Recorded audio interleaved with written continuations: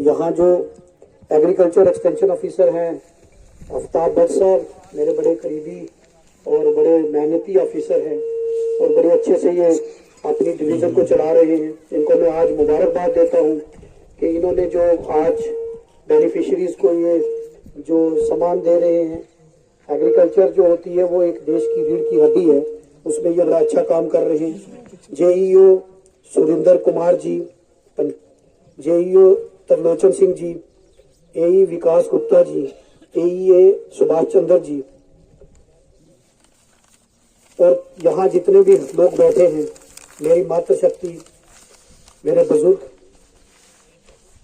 मुझे पता है कि यहाँ एक मातमदारी हो गई है। और जब मुझे सुबह पता चला तो मैंने कहा कोई बात नहीं, आप प्रोग्राम को पोस्टपोन नहीं करना, क्योंकि जितनी जल्दी हमारे किसानों को ये चीज़ें मिल जाएं उनको फ़ायदा होगा।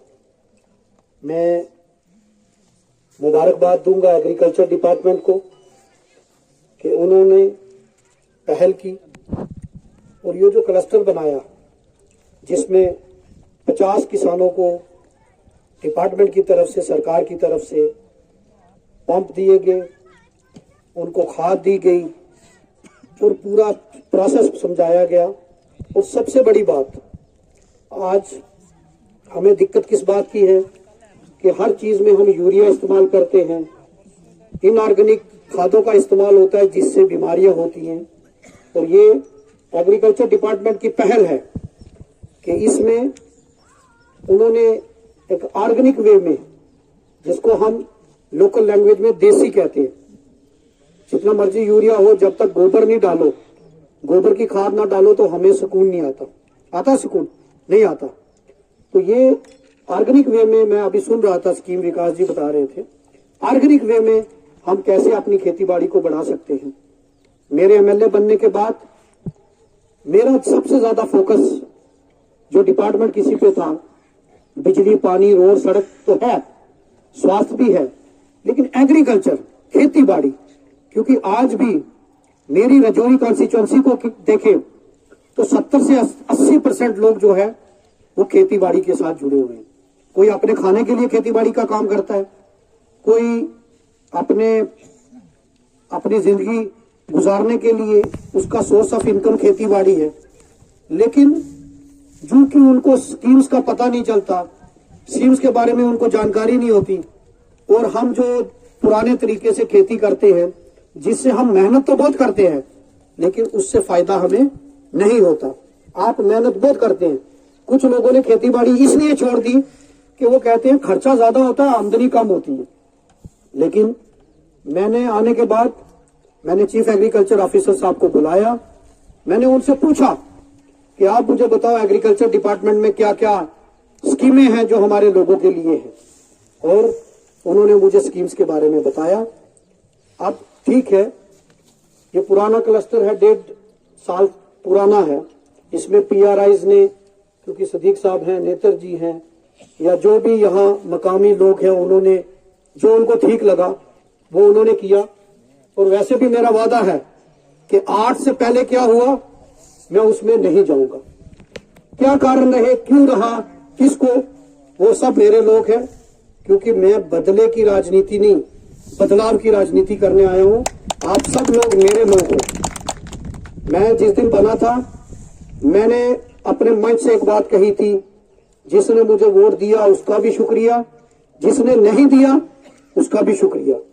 मैं एमएलए जो हूं सबका हूं, 99,000 वोटर हैं, सबका मैं एमएलए हूं। और जो अभी वोटर नहीं है, मान लो कोई अभी 15 साल का है तो वो तो वोट देने के लायक नहीं है, लेकिन मैं उसका भी मैं एमएलए हूं।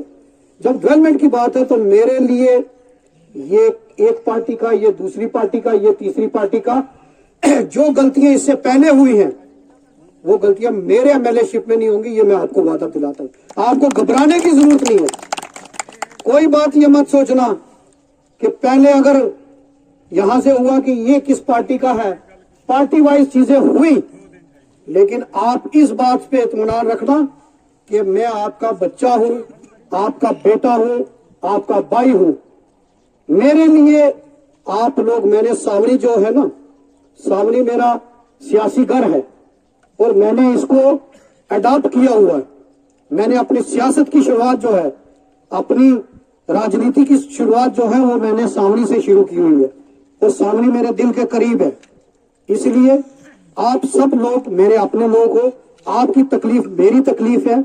किसी भी मेरे साथी को ये बात घबराने की जरूरत नहीं कि हम इस पार्टी में हैं, हम उस पार्टी में हैं, हमने वोट दिया, हमने नहीं दिया।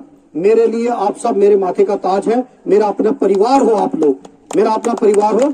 आपको जब भी कोई जरूरत पड़े हमेशा आप मेरे पास आ सकते हो। मेरी टीम, मैंने हदायत दिया आज इन सबको, मैंने कहा कोई भी आदमी पीछे रहना नहीं चाहिए, कोई भी आदमी आपने पिक एंड चूज नहीं करना है। सरकारी प्रोग्राम है, आप सबको बुलाओ। आज अगर मैं कहता कि अगर वो लिस्ट आई थी, मैं उसमें देखता मेरे कितने लोग हैं, दूसरे कितने, जो आप लोग हो वो भी मेरे हो, ठीक। इसलिए आपको घबराने की जरूरत नहीं। और मैं जो लोग रह गए हैं उनसे मैं कहूंगा कि इस बार जिनको मिला, अगली बार जो डिजर्विंग लोग रह गए हैं, मैं अब इधर ही हूं। अब ना इंसाफी नहीं होगी। जो कोई डिजर्विंग आदमी है, मैं अभी चीफ एग्रीकल्चर ऑफिसर साहब है यहाँ, एक्सटेंशन ऑफिसर है यहाँ भट्ट साहब, मैं इनसे भी कहूंगा कि आप इसमें देखिए कौन कौन से जेन्युइन केस है। ये 50 तो है ही है, आपको कंटिन्यू करेंगे। उसके अलावा जो रह गए हैं उनको भी स्कीम में इंक्लूड करने की कोशिश करो और उसमें मुझे बताओ कि मैं कहां आपकी मदद कर सकता हूं, ताकि जो भी कोई गरीब आदमी